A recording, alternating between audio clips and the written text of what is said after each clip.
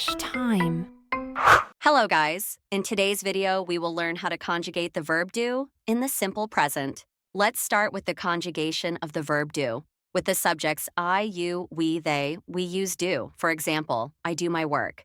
But with the subjects he, she, it, we use does. For example, she does her homework. Let's move now to the different uses of the verb do. The first use is when performing an action, we use the verb do.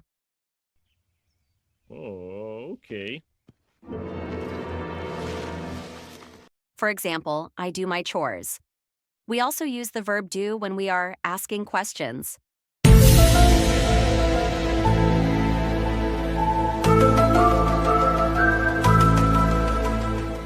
Do you like pizza?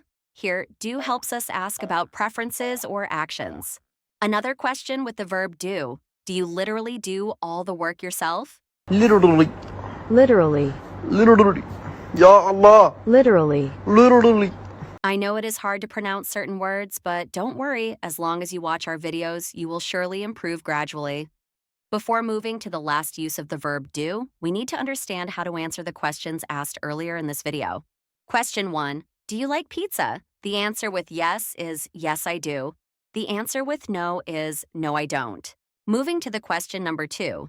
Do you literally do all the work yourself? To answer that with yes, we say, yes, I do, and with no, we say, no, I don't. Note that when we ask a question using the verb do, the second verb following the subject or noun must be in the infinitive form. You're probably asking yourself, how will I answer questions that use the verb do in the negative form with the other subjects? Don't worry, L2 Lab got you.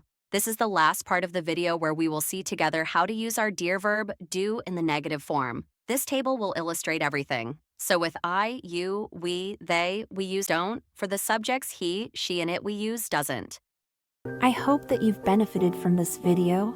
Don't forget to like and share this video to your friends.